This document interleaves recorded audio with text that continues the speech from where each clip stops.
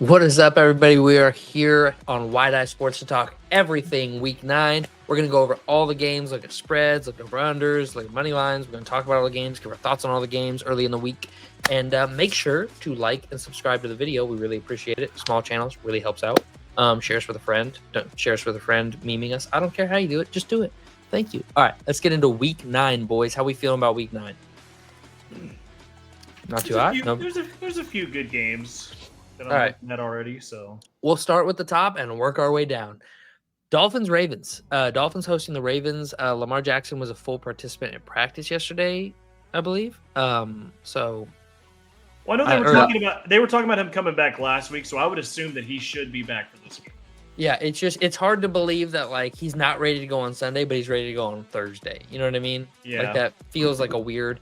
I don't know. I'm not sold until he's active. Until he's active, I'm not sold on it. I feel like this is a decent spot for him to come back though, because yeah, it is a Thursday night game, but that's going to also it should give him a long week to rest up to after this game to make sure he is good to go. Yep. So Dolphins Ravens currently set. Dolphins are plus 7.5. So they're setting the line as if Lamar is going to play. The over under is set at 50.5, and the Ravens are minus 425. What do you think? I think this game could definitely surprise. Dalton, you lost your video feed. Yeah, I got you. I'm fixing something. Cool. I think this game could surprise us. I mean, especially with how the Dolphins looked. I mean, granted, it's the Falcons, but also the Ravens. But it's the Falcons. They beat the Bills. They've. I mean, I don't know what to think of the Falcons. little tech issue. Hang on. Little technical issues on Dalton's camera. Spoon, what are your thoughts? Plus 7.5, minus 7.5. Which way you leaning? Well, with it being 7.5, I'm immediately leaning to the Dolphins plus 7.5. And the only reason why is because I think it's like a 5-2 or I think it's a 5-3 record that the underdog has been able to cover the Thursday night football game. It didn't happen last week, so I'm just like, oh, okay, maybe it'll probably come back and happen this week. And I've said before that Tua, he plays much. I mean, he played a hell of a game on the road last week, but I mean, he usually plays a lot better at home too. So I wouldn't be surprised. I'm probably leaning to an over here, though, more than likely. Two defenses that are just known for giving up points. I am 100% hitting that over. Yeah. The Dolphins this season at home, 27 points against the Chargers, 27 points against the Jets, and 27 points against the Patriots. So there you go. Maybe hit like a Dolphins team total over here. I mean, I'm smashing that over. I think I like that. I love, dude. One of my favorite bets is betting on team totals. Like I freaking love doing that. Okay. But, all right. You just got to see what it's at. You got a number? Oh yeah, the total is going up though. Like on mine that I bet on, it's at 50.5 right now instead of 49. Yeah, that's what it's at here. I mean, I'm taking it right now. I'm actually placing this as we speak. Oh, hey, there we go. Placed Dolphins team total is set at over 20.5. Oh my God, smash that. So smash I'm going on ahead and over. placing a little bet on that. All right, Bengals hosting the Bears. I don't know what to think of this game. I would have 100% bet on the Bears to win this game before last week, and now they go out and they lose to the Ravens with Tyler Huntley playing.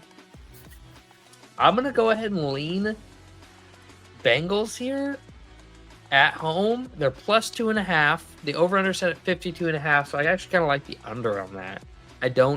After watching the Bears offense struggle last week against a defense that's just as bad as the Bengals, and then the Bears have a good defense, and I don't think the Bengals are going to go out there and put up 40 on them. So I would actually kind of lean towards the under here at 52.5. Now, 47.5, 48.5, I might they could get 25, 26 game, but I don't think they're hitting 27, 27.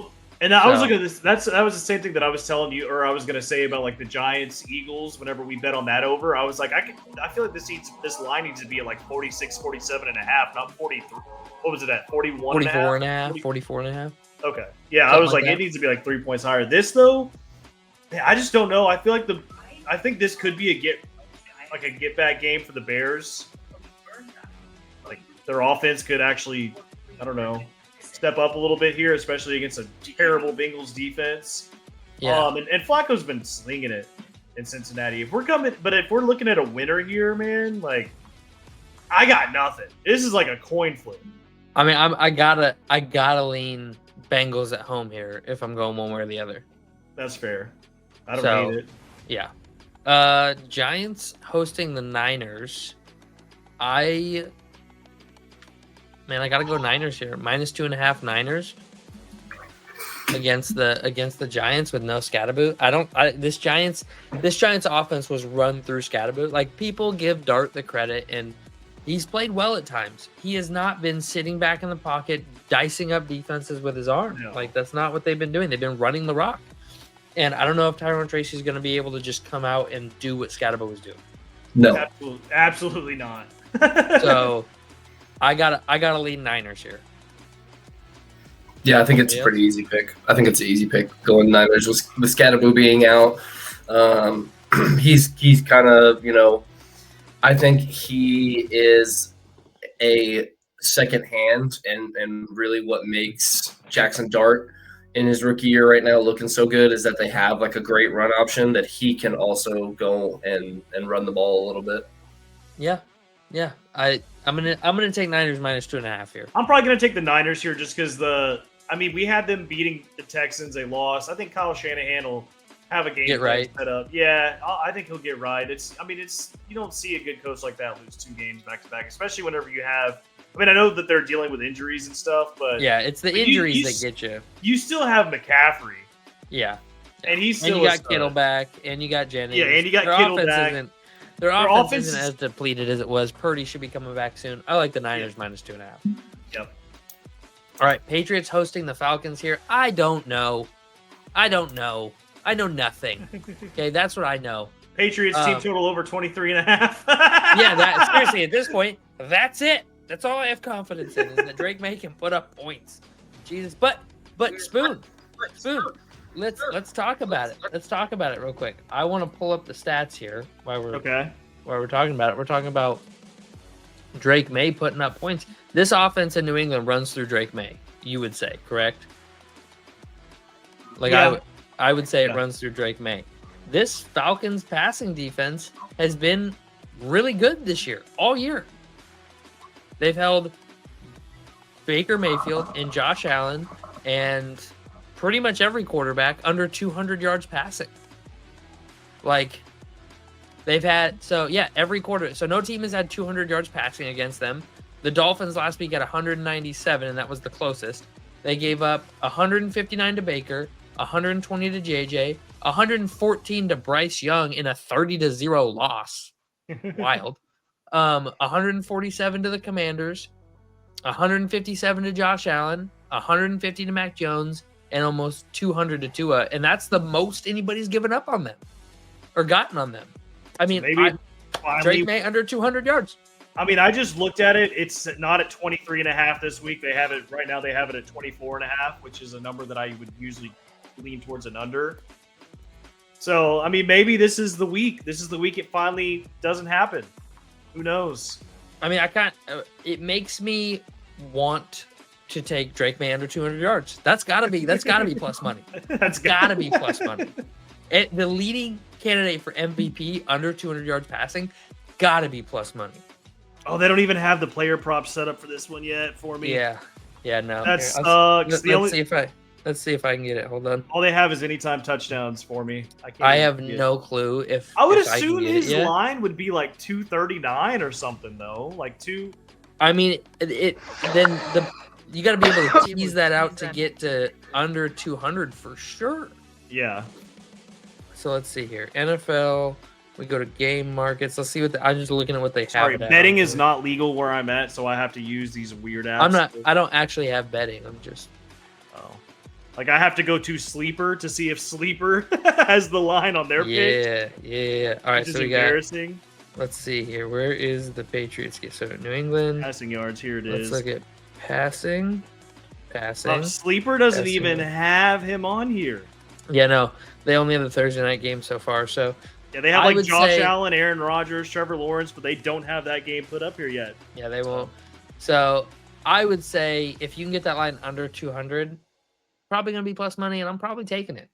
Fair. Steelers, Colts. Colts are -3 in this game. Yeah, I Give was me looking the at that too. Yeah, I'm like, do we just heavy hit the Colts here? Like, Swing big, baby. Swing I mean, big. they've shown no signs of No. stopping yet. Yeah, I'm Nothing. swinging hard. Like, I'm trying to let me see here.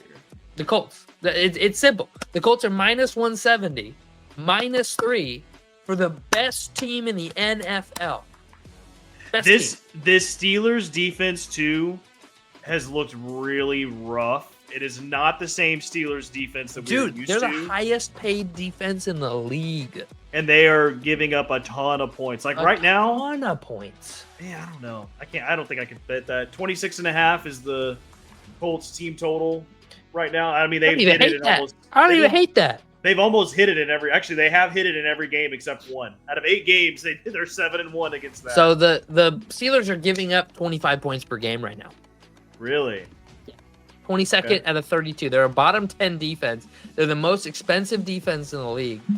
Man, I'm gonna tell you this right now. If they don't, I don't know how they beat New England. God, that's crazy to me. I don't know how they beat New England. If they don't have a fluky win against New England, and then they don't get to play the Vikings in London, I think they have 2 wins right now. The Jets and the Browns. Yeah. So and now it's been released that Carson Wentz got hurt in that game. Like he was playing with a I believe they said a cracked shoulder socket, which Yeah, he's retiring. which let me be very clear right now. I've given Carson Wentz a lot of shit on this show. I've given him a lot of shit. Okay. I stand by every fucking word I said. Okay. You having a hurt left shoulder does not give you an excuse to throw the ball backwards 6 yards out of bounds. Not an excuse. Does it give you an excuse to go down early when you look like you're about to get sacked? Yes, absolutely. That's gonna I mean, hurt. it makes sense too because there were several times, especially over the last couple weeks, where I was just like, "Step up in the pocket, just step up in the pocket," and I'm like, "No, he's just falling backwards and taking like a freaking 8-yard sack and just falling to down." me, I'm like, "Bro." To me, it's even more baffling because you would think you'd want to get hit less. Yeah. Like step up and get away from the pressure, and instead he's missing Jordan Addison on a flat route by 4 yards, and it's like, what? What are you doing?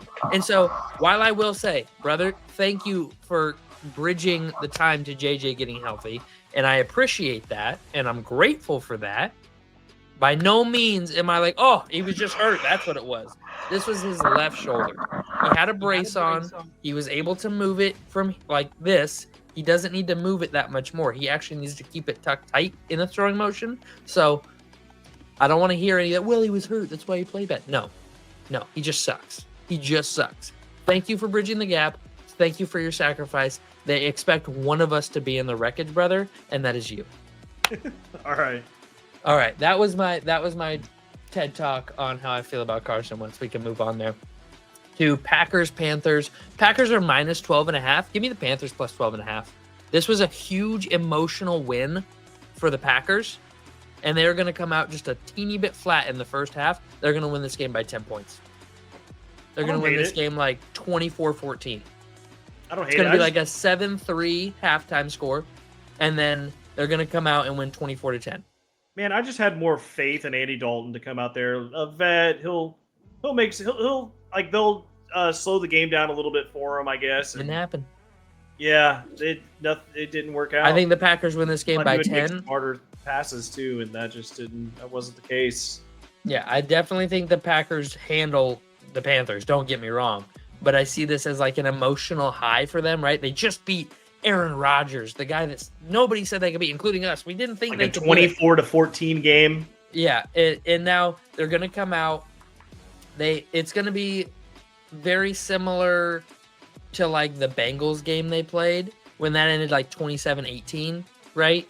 But it's gonna be similar to that. They've had, let's see, if they had any game, so they had 27-13, so that one would have covered against Detroit week 1. Weird game. They wouldn't have covered against the Commanders, wouldn't have covered against the Browns, wouldn't have covered against the Cowboys, wouldn't have covered against the Bengals, wouldn't have covered against the Cardinals, and wouldn't have covered against the Steelers. So there's a lot of decent teams in there. They would have only covered one game against the Lions week 1 at that line. I think Vegas is trying to cash in on the Green Bay's really good line, right? Like they've been pumping Green Bay up all week as the 1 seed in the NFC. They go out, they beat Aaron Rodgers, and now they're a god team, right? And they're gonna not do that. And I'm not trying to talk the Packers. I think they handled the Panthers by far. I just don't think they do it by 2 scores, 2 touchdowns. With it being in Lambeau, though, man, that's what kind of throws me off because Lambeau is not a hard place to play. Okay, yeah, I'm just saying that it definitely. It's not that loud. Be similar to like that Arizona game that we saw 2 weeks ago, where they just come out a little flat. And I will say this. Lambeau is tough to play during the cold season because it's cold. The Packers' home crowd doesn't create a huge advantage, like noise-wise. Like I've been there for a division game, and it's loud, but like it's normal game loud. It's not like I remember going to a Seahawks game in like 2015, a primetime Monday Night Football game. That was loud. That was like ear-shaking loud. Of the loudest stadium I've still ever been in to this day was the Vikings' second ever home game in their current stadium. That was loud. I've been to loud stadiums. I mean, unless the Packers just weren't up for a division game whenever the division was like open. It was, like both teams were like, I think they were 2-3 and we were 3-4 or something like that. It was something like that. And so unless they just didn't get up for that game, but I don't know. It just the Lambeau Field experience didn't scare me. I'm gonna say that. All right, Vikings traveling to Detroit. JJ McCarthy will be back. The line's currently set at -8.5. Give me Detroit. I'm so sorry. Yeah, I mean, I'm just gonna say right now I am off the Vikings until next year. I do not think I do not think you guys are going. I mean, I think it is very possible you guys could win some games. I'm gonna have to look ahead at what your games are right now. They're tough, but it's tough. JJ's got to get some real reps under his belt. I feel like I agree. Some real time with his receivers and with everybody before they get like a real push going. Yeah, this has been a catastrophic start to this season, in my opinion. Like as bad as this could have gone, like this is absolutely worst case scenario.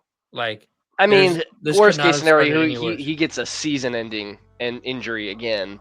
Okay, like at least he's able to come back and play and finish out the season. You know what I mean? That's fine. I mean, you go into Chicago week 1 and he has the huge comeback on Monday Night Football. Then on Wednesday, so he's had 1 practice. Then on Wednesday, his baby's born. So he leaves practice, isn't able to practice Wednesday, Thursday because he just had a baby. Friday, they do a walkthrough. Atlanta goes into the game against the number 1 secondary in the league, passing yards wise, and gets a high ankle sprain. He has had 1 full practice since then. Today will be his 2nd full practice since that day, since the day before his baby was born, back on September 10th. We are in October 28th, so almost 2 months, a month and a half just wasted. And while I do believe he'll be okay, it just sucks. Like that is a catastrophic start to this season for him. And it's really unfortunate, the timing of everything. And I do believe that the team had given up on Carson Wentz. Like that defense, after that, did you guys watch the pick 6? Did you guys see the pick 6? I mean, I can't describe to you the level of irate I was. I mean, this ball, 100% gets called an interception. Like I was like, there's no way they can overturn that. It got called a pick on the field and was stood up and returned for a touchdown. His hand hits the ground and the ball does move, but the ball doesn't hit the ground and pop out, right? Like it's not like he loses control. Very much has control of the ball the entire time. Booth comes down. Nope, not a catch. And from that point on, the defense looked like they had the wind sucked out of them, and then they were down I think they were down 10 points or something like that. And I mean, they just looked like there's no way Carson Wentz can get us back into this game anyways. So we're not even going to try. Like they looked depleted out there, and it showed. It showed. This defense the past 2 weeks has looked like it doesn't matter if we try because the offense can't do anything, so it doesn't matter. Which is frustrating because last year you guys were almost unstoppable. I think we still can be when the defense tries. I'm legitimately telling you that these guys had such lack of faith in Carson Wentz in this offense that they were like, it doesn't matter if we get stops because they can't score. So it doesn't matter what we do. And so or at least that's how it looked. And hearing the players talk, that's how I perceive it. Could be totally wrong. We could just be garbage and toast, and we could just be a sorry ass football team. But we still have all the same talent. We're missing a couple of guys on defense, which I don't think is the difference between 5th in the league and 20th in the league on defense. But I think this defense will get right. Detroit's probably not the week to get right. So Detroit this week, then we get Lamar Jackson and the Ravens, then we get the Bears, Packers, Seahawks, Commanders, Cowboys, Giants, Lions, Packers. So the Giants game looks like a guaranteed win now with Scatterboo being out because that offense isn't much. The Bears went. The Bears seem like a winnable game. Commanders seem like a winnable game. Other than that, it's division games in Baltimore. So it's all up in the air. It's all up in the air. So not looking too hot over there in Minnesota, unfortunately. Texans, Broncos. Texans hosting the Broncos. I'm going to give the Broncos the edge here, plus 1.5. The over-under set at 39.5. Yep. I don't know. I would definitely take the over on any game under 40 because most games go over 40, plain and simple. After CJ Stroud having a big week, I would definitely fade him. That's what I'm thinking. For sure. I think they put up 17, but I think the Broncos can put up 30. Any thoughts? Anybody agree, disagree? I'm leaning Broncos plus 1.5 here. I'm leaning Broncos too. It's just weird because both teams played games where they only put up like 9 points, but then they also play games where they put up over 30. Yep. So, it's hard to pick this one. Gun to my head, I'm going Broncos. Okay. All right. Titans hosting the Chargers. Chargers are minus 10. I would probably tease that down just a hair, like to minus 9.5, literally, maybe minus 8.5. And then I would go Chargers. I think they dominate the Titans. Titans are a bad football team. I'm taking the Chargers here. Yeah. I agree. Oh? Yeah, I'll take the Chargers here in this one. I would probably tease it down to 9.5 too. So yeah, like a point, maybe 2, and that would be it. Raiders hosting the Jaguars. Raiders are currently plus 3 at home. I like Pete Carroll coming out of. They had a bye week, correct? They didn't play. Vegas. Yeah, Vegas had a bye week. I like Pete Go Carroll. to Jacksonville though. I like Pete Carroll coming out of the bye. I like that. I think the Raiders get a surprise win here. I'm taking Raiders plus 3. It's not the smart play, but I have a gut feeling.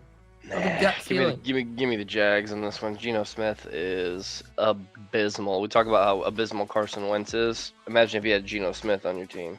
I would rather. You'd rather have Geno Smith. Show me the play where Geno Smith drops back and throws the ball 6 yards out of bounds. Just doesn't even hit the receiver, not even within the grasp of a receiver. Just straight up loss of 6, next down. Bro, he was so bad. So bad. Either way, they both suck. I'm not trying to make the argument. They both suck. They both suck. They both are garbage. I don't want either of them. They're a Geno Smith interception prop. There is. There will always be. It's probably at minus 210 though. Something stupid like that. Probably. All right, Rams hosting the Saints, minus 14. I like the Rams. I like the Rams in this game. There's no surprises there. They're going to roll New Orleans. New Orleans has to come across the U.S. to play the Rams in L.A. They are going to get rolled. Off a bye week, Puka should be back. That's what I'm hearing.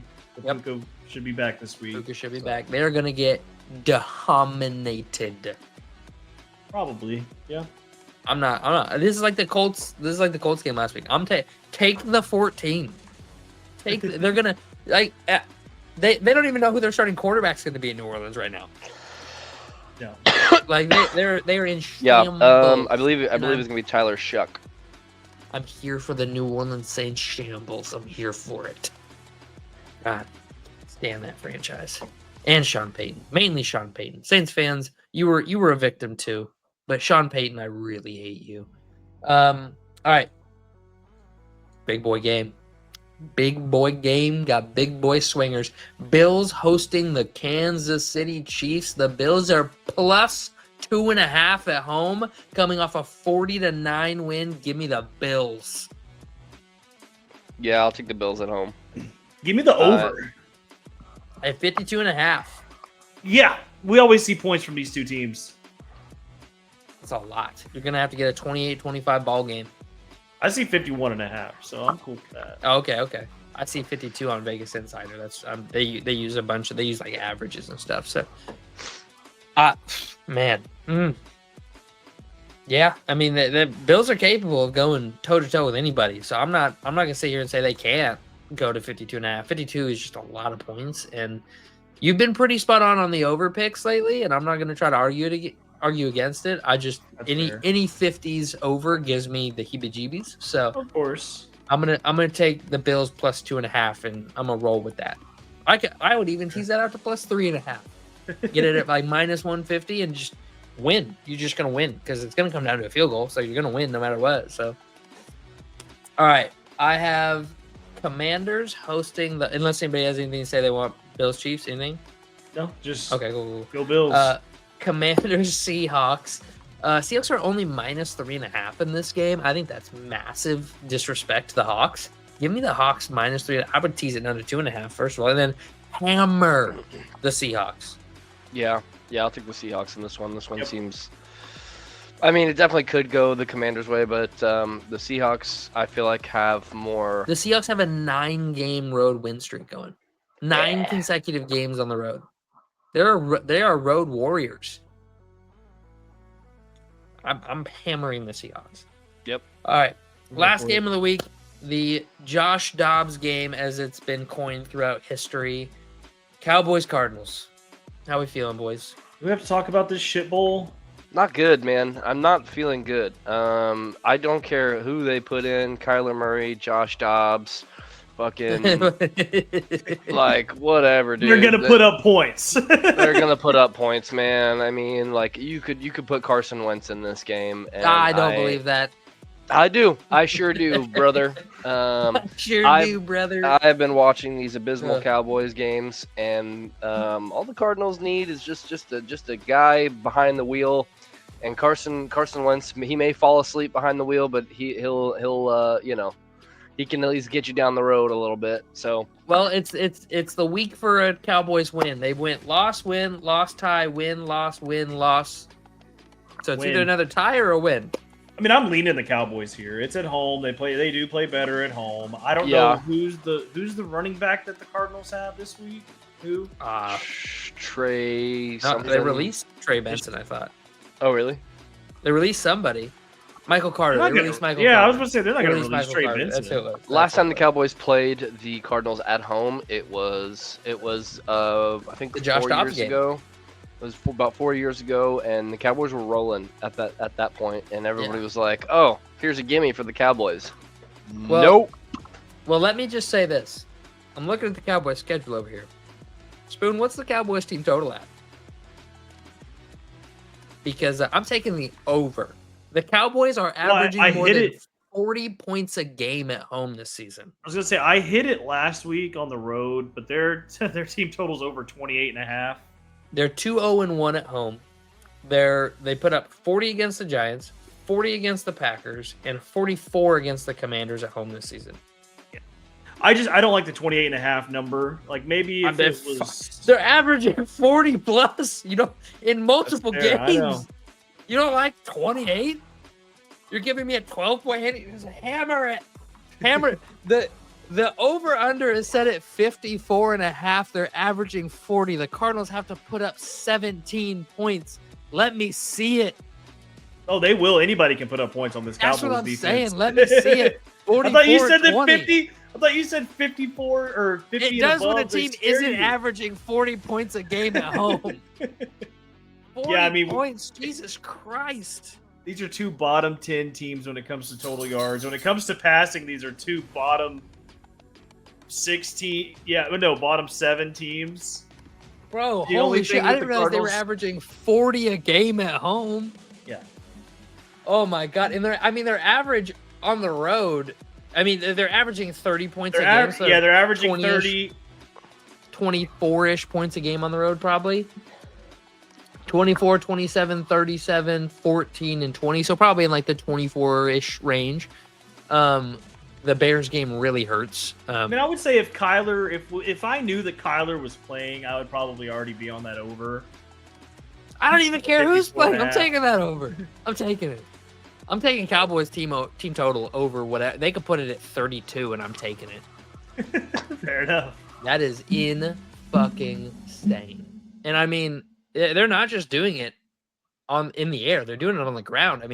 In the Washington game, they had 152 yards on the ground. In the Green Bay game, 117. Giants game, 135.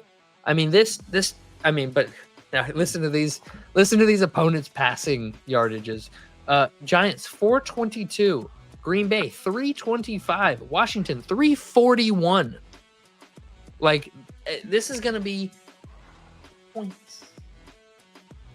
Like, I've never seen a team. Oh my God, the expected point added differential is insane. The Cowboys at home have a 23 on offense, a 23 on offense, and a 17 on offense. So 23, 23, 17. The defense in those games against the Commanders, they had a +10. It's their only positive game this season, so good on them. They had a negative 27-point differential against the Packers and a negative 17-point differential against the Giants. That is insane numbers, boys. Insane numbers. I've never seen swings like that. That's like normally it's like this. Well, that's what I was saying. I would probably just rather hammer the count. It's only at 2.5 for the. I'm taking CeeDee Lamb touchdown, team total over. Okay.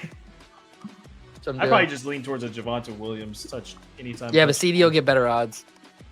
That is true. CeeDee gonna cook. Maybe Pickens. I'm a CeeDee fan, man. I'm a CeeDee fanboy. I like me some CeeDee Lamb. I love me some CeeDee Lamb. I still think CeeDee Lamb's a top 3 receiver, top 5 receiver in the NFL. Well, yeah. I think we all. Think that. But apparently recently not. There are people who are saying he is not, and people are throwing names like Jackson Smith-Njigba and Amon-Ra St. Brown up over him, and I think that's disrespectful. It's insane. I think it's plain disrespectful. It is Justin Jefferson, Jamar Chase, Puka Nacua, CeeDee Lamb. After that, you can talk about whoever you want. I would even put Jamar at 4, CeeDee at 3, and Jamar's Puka at 2. Jamar's 2. Puka could be 2. Puka could be if he wasn't playing the Sean McVay offense. If he can prove he can win outside of that offense, I will agree with you. The other two have proven no matter what offense they're playing in.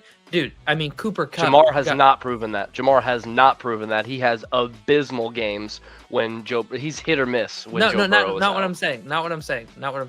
I'm saying the scheme, not the player. He's proven he can play different schemes. Now, I agree. When Jamar Chase doesn't have a Joe Burrow throwing him the ball, he struggles. But put Puka Nacua in Jamar Chase's shoes, and I think he struggles too. I think there's only one. I think there's two. You could cut off Puka's arm and blind him in one eye, and that boy is 2 receivers in the NFL that are quarterback proven. One of them is not even a top 5 receiver, but it's because of age. Jamar Chase did just have 161 yards and a touchdown 2 weeks ago with Flacco throwing him the ball. Yeah, Joe Flacco just won offensive or comeback player of the year a year and a half ago. It's not like he's Carson Wentz.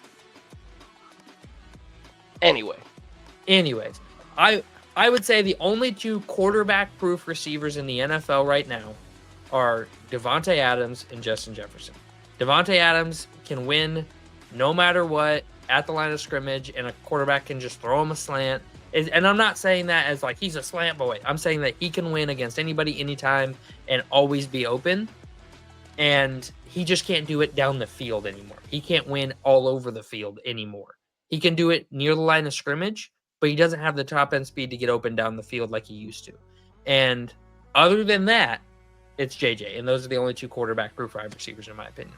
Everybody else has a ceiling based on their quarterback. And say what you want. Those are my feelings. You guys got anything you want to add to the Week 9 pregame show? No, sir. I'm sure I'll have more bets coming for the Sunday pregame. Oh, yeah. We'll tune in Sunday. We'll have bets a-coming. We'll have bets a-plenty. Yeah. All right. Like, subscribe. We'll see you on the next one. Peace.